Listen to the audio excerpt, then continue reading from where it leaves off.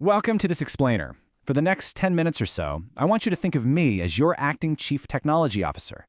We've got an urgent briefing today, a really clear-eyed look at a systemic shift happening right now. You see, while much of the world is busy debating the theoretical ethics of artificial intelligence, China is out there executing a rapid, scalable deployment of AI and robotics across almost every major business sector. This isn't just about building smart cities, it's the build-out of a highly automated era that fundamentally changes global economic competition. So grab your notepad because we've got a lot to cover. Here's our Horizon briefing framework for today. We're going to be covering 1. The new everyday reality. 2. Autonomous fleets and hardware. 3. Automating global infrastructure. 4. The future of healthcare. 5. Redefining human work. And finally, 6. The next generation workforce. Let's dive right in. Okay, starting off with Section 1, the new everyday reality and how routine markets are being completely disrupted. To really grasp this macro-level shift, we've got to look at everyday testing grounds first.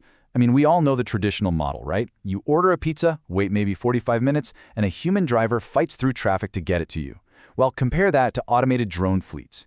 Meituan has already hit 300,000 deliveries using an aerial network that drops food in literally 15 minutes. And it's not just city takeout. JD.com is deploying these heavy-lift drones. We're talking payloads up to 30 kilograms to connect remote, rural villages that previously had zero access to rapid delivery. They actually call them pickup trucks in the air. Pretty wild, right? And this next example brilliantly illustrates something huge, the complete removal of consumer hardware. This is WeChat Palm Pay. So how does it actually work? Mechanically, it's fascinating. The system doesn't just read your fingerprint. It simultaneously scans the surface lines of your palm and the unique vein patterns beneath your skin in real time.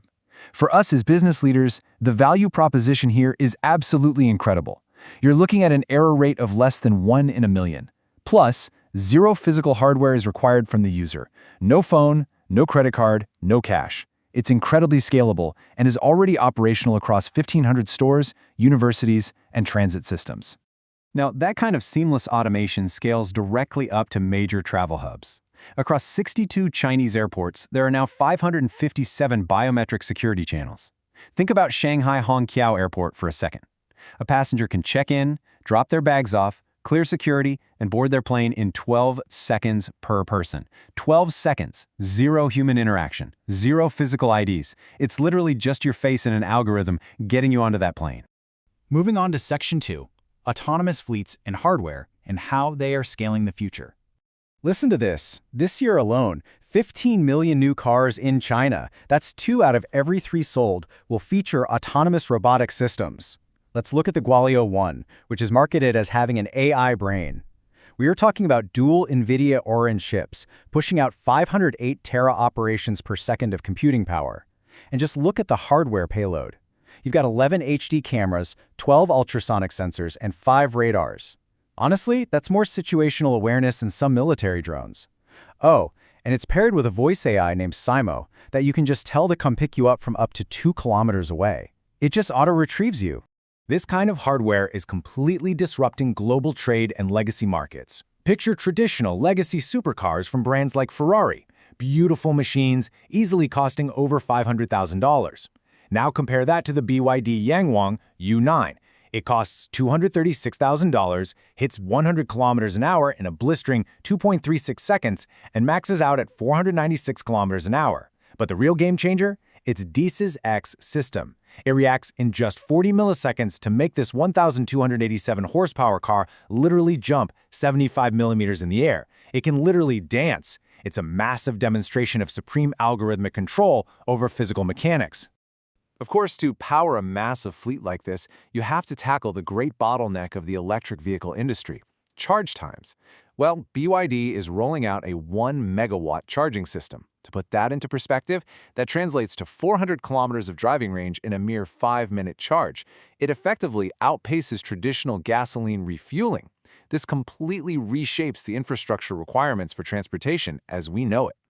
But you know, none of this works without market adoption. Check out the massive reality gap here. 85% of Chinese consumers are comfortable with autonomous robot drivers, compared to just 39% of Americans.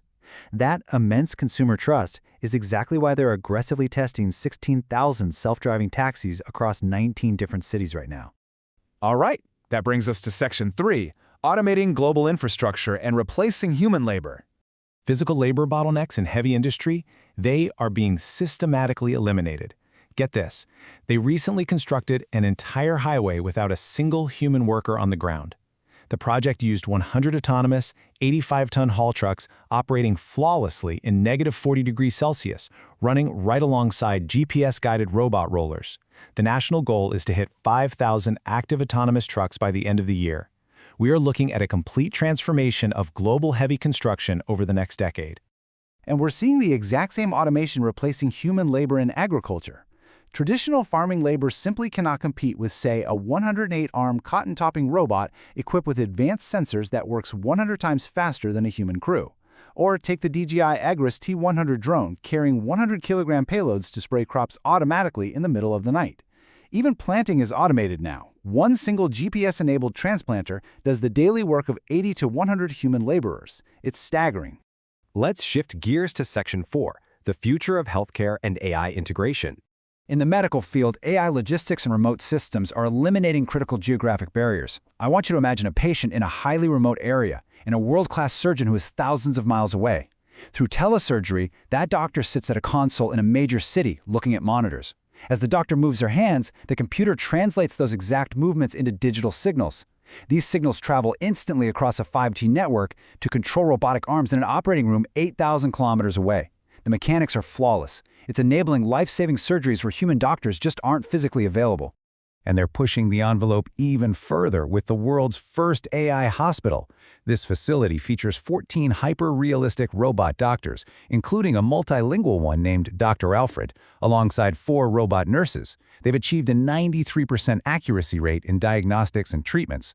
And the volume? They handled an unprecedented 3,000 patients in a single day. Think about what that does to healthcare access.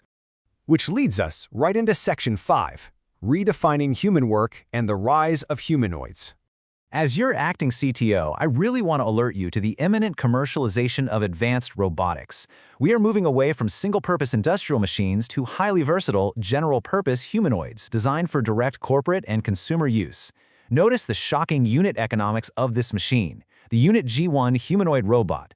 For just $16,000, you get a 35-kilogram machine with 23 moving joints that can walk, run, and perform household chores. It can even fold up into a suitcase. It makes previous $100,000 prototypes look completely obsolete.